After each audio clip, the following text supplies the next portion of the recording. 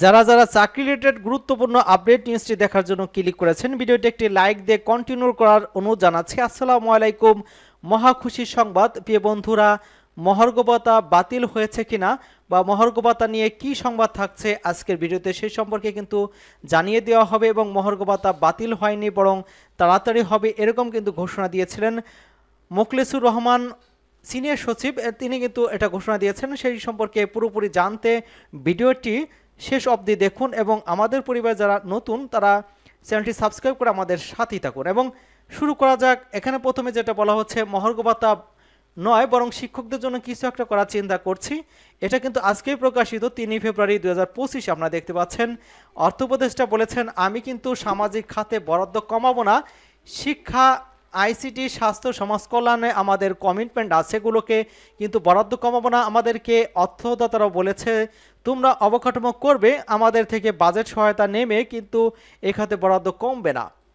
এখানে যেটা বলা হচ্ছে যে সরকারি চাকরিদের মহার্ঘ ভাতা নাই, কেবল স্কুল কলেজের শিক্ষকদের জন্য কিছু একটা করার চিন্তা করেছে সরকার। সাম্প্রতিক এক সাক্ষাৎকারে অর্থ উপদেষ্টা সালাউদ্দিন আহমেদ এমনটা জানিয়েছেন। এক প্রশ্নের উত্তরে তিনি বলেছেন যে কেবল স্কুল কলেজের শিক্ষকদের অনন্য কিছু বিষয় দেখব যদি সম্ভব হয়। এটি অবশ্যই ফ্রেমের মধ্যে, আমরা কোনো পে স্কেলে পরিবর্তন করব না। তিনি বলেছেন, আমি কিন্তু সামাজিক খাতে বরাদ্দ কমাবো না, কিন্তু শিক্ষা, আইসিটি এবং সমাজ কল্যাণ আমাদের কমিটমেন্ট আছে, এগুলোকে কিন্তু বরাদ্দ কমাবো না। আমাদেরকে অর্থদাতারা বলেছে তোমরা অবকাঠামো করবে, আমাদের থেকে বাজেট সহায়তা নেবে, কিন্তু এসব খাতে বরাদ্দ কমাবে না। অর্থ উপদেষ্টার কাছ থেকে জানতে চাওয়া হয়, আপনারা প্রতিশ্রুতি দিয়েছেন আপনারা করবেন, এতে যে অতিরিক্ত ব্যয় হবে এটা কিভাবে সামাল দেবেন? এটা তো দীর্ঘকালীন একটি ব্যয় ধরা হবে। এবং সালাউদ্দিন আহমেদ আরও বলেছেন যে রাজনৈতিক সরকার থাকতে ওরা এটা করেনি, এখন আমরা যেটা দিচ্ছি এটা একেবারেই নয়। এসব লোক একেবারে বঞ্চিত হয়েছে। পে কমিশন করে সামনে পে বাড়াবো, এসবে আমরা কিন্তু হাত দিচ্ছি না। এটা আমাদের কাজও না। রাজনৈতিক সরকার আসবে, তারা পে কমিশন করবে। এর আগেই 2025 খ্রিস্টাব্দে পে কমিশন হয়েছে, তবে কি সরকার কর্মকর্তাদের বেতন বাড়ানো নিয়ে এখন কিছু হচ্ছে কিনা এমন প্রশ্নের জবাবে কিন্তু সালাউদ্দিন আহমেদ মাথা নিয়ে না সূচক উত্তর দিয়েছেন। এবং অন্যদিকে আমরা দেখতে পেয়েছি যে এই মহার্ঘ ভাতা বাতিল হলে কিন্তু কঠোর কর্মসূচির হুঁশিয়ারি দিয়েছেন চাকরিজীবীরা। এখানে বলা হচ্ছে যে মহার্ঘ ভাতা বাতিলের সিদ্ধান্ত প্রতিবাদ জানিয়েছেন 11 থেকে 20তম গ্রেডের সরকারি চাকরিজীবীরা। এই ধরনের কোনো সিদ্ধান্ত সরকার নিয়ে থাকলে কর্মবিরতি সহ কঠোর কর্মসূচির হুঁশিয়ারি দিয়েছেন তারা।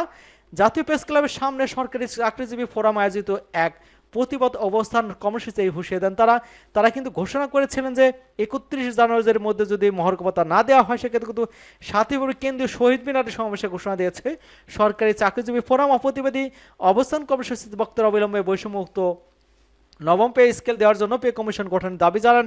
একই সঙ্গে যে সকল কর্মচারী বেতন স্কেলের শেষ দাবে চলে গেছেন তাদের বার্ষিক বেতন বৃদ্ধি চলমান রাখার আহ্বান জানানো হয়েছে। এবং অবস্থান কর্মসূচিতে বক্তারা বলেছেন, গত 7 বছর ধরে বৈষম্যমুক্ত পে স্কেলের দাবিতে কিন্তু আন্দোলনের পর বৈষম্য বিরোধী সরকার মহার্ঘ ভাতা প্রদানের কমিটি গঠন করেছে, যার ফলে কর্মচারীরা আশার আলো দেখেছিল। কিন্তু কিছু সুশীল নামধারী লোক এর পেছনে লেগেছে, যেন সরকারি কর্মচারীদের বেতন বাড়লে যে যত সমস্যা, কিন্তু নিম্ন বেতনকারী কত কষ্টে আছে তা বিবেচনা না করে তারা উপসচিবদের সুযোগ সুবিধার সঙ্গে তুলনা করে কর্মচারীদের বিপক্ষে কথা বলেছেন।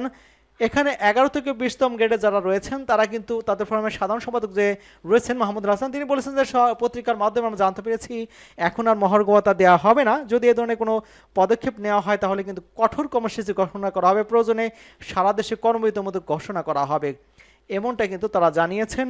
এবং আমরা দেখতে পেয়েছিলাম যে মহার্ঘ ভাতা নিয়ে মোখলেসুর রহমান সুখবর দিয়েছিলেন, সেই সুখবর কিন্তু এখন দুঃসংবাদে পরিণত হতে যাচ্ছে। তবে যেহেতু আন্দোলন ডাক দিয়েছেন সেটার একটা সুরাহ হবে এমনটা কিন্তু আশা করতে পারছি আমরা। এবং মহার্ঘ ভাতা নিয়ে যদিও কমিটমেন্ট এখানে যেটা দেওয়া হয়েছে যে শিক্ষকদের অর্থাৎ এমপিভুক্ত শিক্ষক কর্মচারীদের বা সরকারি শিক্ষক কর্মচারীদের কিন্তু বিশাল একটা সুবিধা দিবে, এমনটা কিন্তু অর্থ উপদেষ্টা সালাউদ্দিন আহমেদ বলেছেন। আশা করি আপনারা পুরোপুরি বুঝতে পেরেছেন। সকলকে ধন্যবাদ জানাচ্ছি এবং আমাদের চ্যানেলকে যারা এখনো সাবস্ক্রাইব করেননি চ্যানেলটি সাবস্ক্রাইব করে আমাদের সাথেই থাকুন।